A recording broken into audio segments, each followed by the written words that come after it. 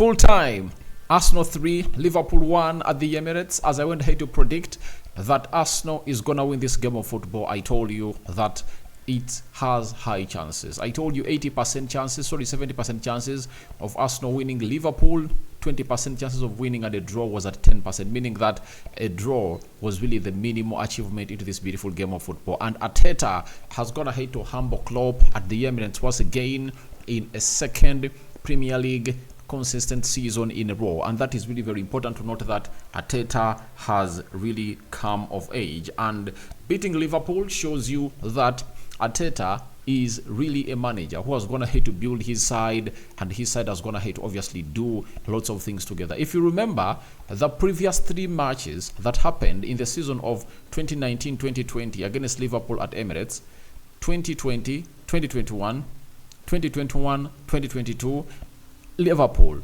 went ahead to obviously discipline Arsenal and really make them to lie down for some good number of goals. But this time around, it has been a different game of football altogether. Liverpool have lost to Arsenal, and the hugest positive out of this, Liverpool never went ahead. They obviously had to be into the second best position of the result, best game. Remember, Arsenal in the 14th minute, Bukayo Saka capitalized onto that shot that was fisted back by Alisson Becker. That shot came in from Kai Havertz. Then later, Bukayo Saka in the 14th minute, and an own goal coming from Gabriel Magalhaes in the 3rd minute of the added time after the 45 minutes were played in the first half. Then Gabriel Martinelli went ahead to obviously give Liverpool a lead after the goalkeeper Alisson Becker and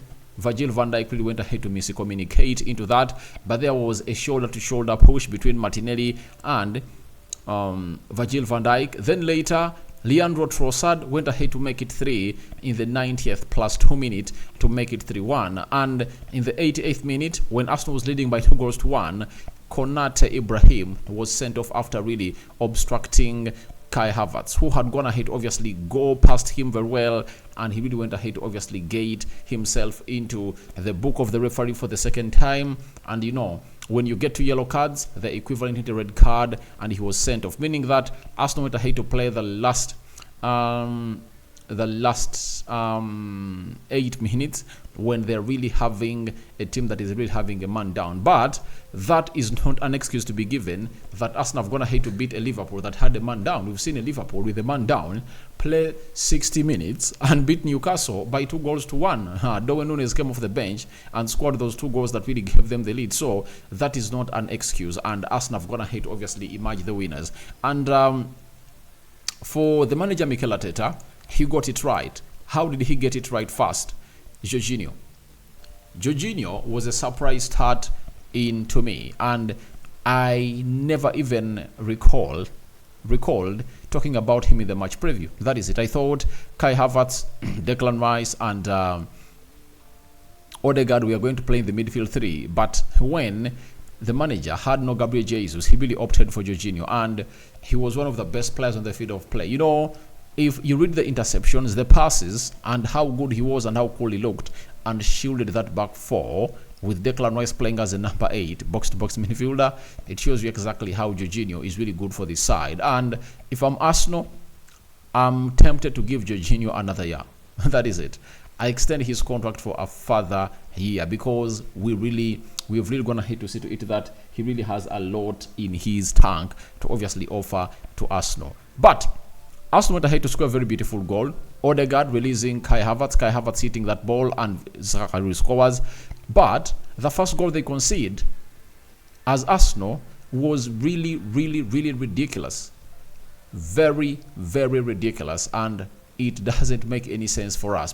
Sorry for that Arsenal defending. With them shielding the ball and really getting it into their vicinity, they called upon for the goalkeeper, and the goalkeeper thought that maybe a player was going to come in and obviously hit it. And as Darwin Núñez lips his foot and pokes into that ball, and it deflects off Magalhaes, and Magalhaes puts it the back of the net of Arsenal. And it was really very shocking and very annoying that a team like Arsenal that are going to have to control that game 100% came up and really gave away such a stupid goal. It was a very, very bad gift on side of Arsenal, but a good one for the side of Liverpool. But later, Arsenal also went ahead to capitalize onto that, and they had another gift when Alisson Becker and Virgil van Dijk, the captain of Liverpool, had what we call a miscommunication, and that ball was gotten by Martinelli, and Martinelli went ahead obviously put in the back of the net.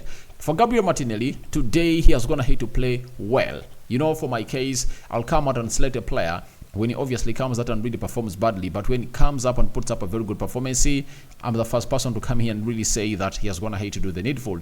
I tell you, Martinelli has been one of the best players on the field of play. From the word go, he has been really doing great. Amidst him not being a physical player and facing Konate, he tried his level best. In the first half, he almost had a chance to obviously really get Arsenal a chance, but I think he didn't. But he really stretched that side of Konate and Trent Alexander-Arnold to an extent that the manager reached an extent and really took Trent Alexander-Arnold off because he was doing nothing, and Martinelli had gone ahead to capitalize onto them. And I believe that a lot is yet to happen for Martinelli, and him going ahead to get his 6th goal of the Premier League season is really very, very appealing. And erupting is the word for him, that he has gone ahead to obviously score 3 in the previous 3 games for Arsenal. And for Arsenal, it's really very important to note that they've gone ahead to really win 3 consecutive games ever since they returned from the 2 weeks break of the winter, and they're really on fire. And the next fixtures they're really having are not gonna really stop them from obviously getting the wins they deserve. And I told you, if Arsenal want to win the league, they have to win this game, and they've gone ahead to close down to Liverpool, and now a lot has to obviously come into play for the side of Liverpool, and they've gone ahead to obviously do the needful. So the other player that we're going to talk about is Bukayo Saka, obviously scoring again in a second game in a row. That is Bukayo Saka for you. Having gone ahead to score in a second game in a row, it's really important for him to obviously get, I think, his 8th goal of the Premier League season. And Bukayo Saka is really on fire. For me, all I want for him to do, however much he's struggling with his form, is to keep getting in those goals and assists, because when you keep getting in those goals and assists, no one is going to come out and really put you on a slate. But the moment you really don't get them in, obviously you cannot get away with the criticism. Then Trossard, that is what we call brilliancy. You know, it's a solo effort goal from the touchline or from the left touchline, and then he inverts into the half space or inside tunnel and then goes into the box. He looks to the right of the field when there was no player of Arsenal well positioned to obviously kill off that chance, and he risks it all to really shoot it at the goalkeeper of Liverpool. And finally, his shot is aided by a little, or a slim, or a fraction of deflection from the front boot of Virgil van Dijk, and it passes through the legs of Alisson Becker to make it 3-1. And that is what Arsenal have gone ahead to do. Trossard has gone ahead to capitalize onto that. He has shown us that he's really a special kind of player for the side of Arsenal. And let's go to the stats as how the game of football really went ahead to happen. 15 shots by Arsenal. That is it. Then Liverpool had 10. Then 7 shots on target by Arsenal. It shows you that almost half of the shots that Arsenal had were on target. So that's what really makes a team very, very important and good. When you look at a team that has gone ahead to get half of the shots on target, that is really important. And Liverpool had only 1 shot on target, and that's one. I think when it's an own goal, it's not a shot on target. That is it. So they had only 1 shot on target, and I think it came in through from, is it McAllister? Yeah, it came in through from McAllister, and it went directly to the hands of the hands of the man known as David Raya. It shows you how good Arsenal were on the night, and they really had a lot to do to really see to it that they closed down that Liverpool side, and Liverpool never really had any go for this. So 42% ball possession by Arsenal, 58% ball possession by Liverpool. Talking about the possession, first half, it was all about Arsenal on the show. But for the first 10 minutes of the second half, Liverpool intensively came in through and really closed down Arsenal, and they're really up.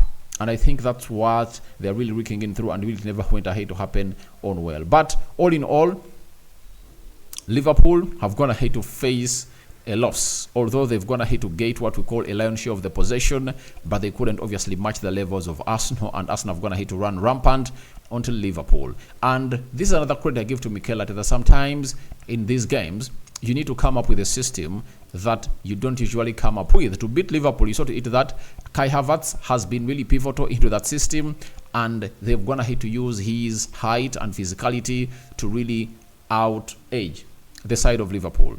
78% passing accuracy by Arsenal and 83% passing accuracy by Liverpool. 381 passes completed by Arsenal, 517 passes completed by Liverpool.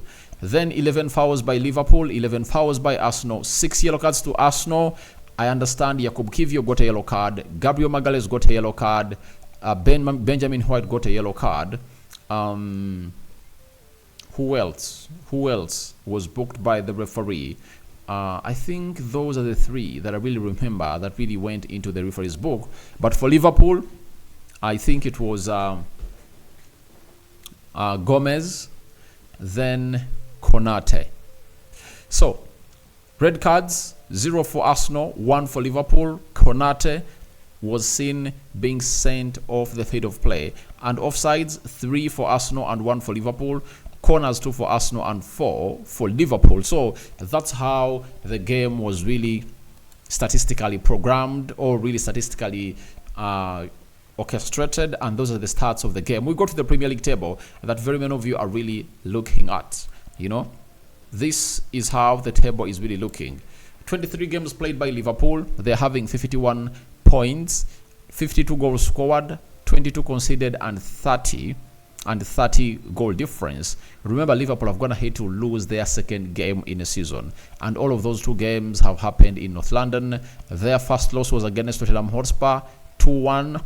That game was really controversial. Remember, Luis Diaz's first goal disallowed, and then PGMOL came out and apologized to Liverpool that goal would have gone ahead to stand. Then this is the second North London loss for Liverpool, and it looks like they've gone ahead to obviously get a big beating in there for you. Arsenal, 23 games played, 47 goals scored, 22 goals conceded, and they're having a goal difference of 25. They're having 49 points, meaning that Arsenal is just 2 points behind the table leaders. That is Liverpool, and they've gone ahead to age on the same number of games. Then Manchester City is having 21 games played, meaning that they're having 2 games in hand, and they are playing on Monday. You get it well.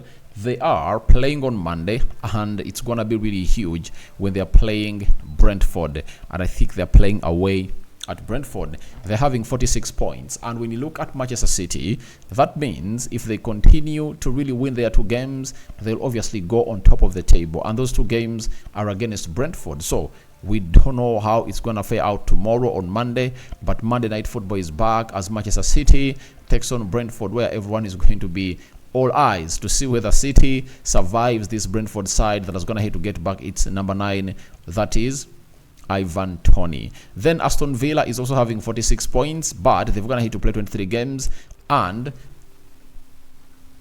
Tottenham Hotspur is having 23 games with 44 points. Manchester United is having 38 points and 23 games played, and we who support Man United are 13 points behind the table leaders. So it really resonates that if I told Man United wins against Aston Villa and wins against Liverpool, you never know, they might close down to Liverpool, and this trophy is not yet done. So for the trophies for Arsenal, they're going to have to put in a very huge performance, and they really need a very huge round of applause. Now we talk about Kai Havertz. It will be very bad for me to end this live without talking about Kai Havertz. He has been one of the best players on the field of play. That is it. He has been one of the best players on the field of play. And guess what? He has put in a shift. And in the player ratings that I'm going to obviously go ahead and really put up, he's going to be one of those that he deserves to be man of the match. You know, most people think that to be the man of the match, you have to go ahead and really score very many goals. You have to be the one responsible for assists. But you might not put in assists, but you might have a hand in the win of the team. You know, he was everywhere, and he really represented himself and fought for the badge of Arsenal at the Emirates. And where are the haters of Kai Havertz? You know, I've always told people that watching this channel that Kai Havertz is a different breed of kind of player altogether. Have you seen what Kai Havertz brings on the field of play? And that's what signing a multi-dimensional player means. He came in through at Arsenal. He can play in the midfield. He can play literally in every attack-minded position. And you've gone ahead to see him today. Led the line, led it very well, and he even caused a sending off of Ibrahim Konate. So that is the beauty of Kai Havertz, and he really had a very good go into this game of football, and I really enjoyed him, and I just can't wait to catch the repeat, because I need to do the player ratings after getting in the repeat and really rate these players very, very well. But Arsenal, this was a well-deserved win. If you go onto that game and watch it, if you look at the stats, Arsenal was the favorite, and they deserve to walk away with this match. They showed more hunger, they showed more intent, and they were relentless to really break down the side of Liverpool. So Arsenal's next fixtures, let's really look through them and obviously call it a night. Arsenal's next fixtures, they are playing against us, West Ham away on Sunday. That is next Sunday. Then after that, on the 17th of February, Arsenal is playing against Burnley away, then Newcastle, and those will be the three Premier League fixtures they're left with. I think Arsenal can really walk away with all these three fixtures. They can win away at West Ham, they can win away at Burnley, they can win against Newcastle at home, because Newcastle is really having lots of injuries, and I think Arsenal can capitalize onto that. They also have a midweek game on the 21st of February, that is the Champions League returning, and they are really working tirelessly to really walk away with that two-head tie and see themselves going through. Then Liverpool, they're having to play against Burnley. That is on Saturday next week. Brentford away on 17th February. Then the game against Luton Town has been postponed. I think they'll be playing into is postponed. Then Chelsea versus Liverpool. It's the EFL final, that is the 25th of February this month, and they'll have to play on the 28th in the 5th round of the FA Cup. So that is it. And let's see, who does Man City have? Because those are the three teams that are in queue to obviously compete for the league. Man City is playing against Brentford tomorrow. That is it. Then they're hosting Everton on the 10th. That is the Saturday. It's the early kickstarter. That is Manchester City. Then Wolverhampton Wanderers. Oh, Man City, where are you? I want Man City only. So Man City is playing Brentford tomorrow. Then on Saturday, early kickstarter, they are hosting Everton. Then they have to host Chelsea on the 17th. Chelsea is really doing badly. I'm going to let you know how it happened at the Stamford Bridge. Then on the 20th, they play Brentford again. That is the other game they have in hand. Then Bournemouth versus Man City will close down their Premier League month, meaning that they are having Chelsea, Brentford. That double tie is really going to be huge for them. And they also have a Champions League tie against Copenhagen. That is it. So Chelsea have today gone ahead to lose by, I think it has been 4-2 at the Stamford Bridge. And it looks like they are really shrinking every other day that really passes by. And they've gone ahead to lose at the all in front of their fans, that has been really very ugly. So that is the reaction in their face. So guys, your reactions onto Arsenal 3 Liverpool 1 are welcome in the comment section below. It has been a little bit longer, 20 minutes of really breaking down the game, because it really had a lot of things to talk about, because I talk about Chelsea, I talk about the competitors of Arsenal, Man City and Liverpool, and really show you exactly how their next fixtures are. I cover you all in the precious blood of Jesus Christ, and may the living to God bless you abundantly. Rokani David remains my name. Aside and for now, see you later. Ciao, ciao. the Muslims, Barakallahu fikum. And don't forget to subscribe because we want to hit 20,000 subscribers before the end of this month. Arsenal have emerged 3-1 winners over Liverpool at the Emirates. Bye-bye.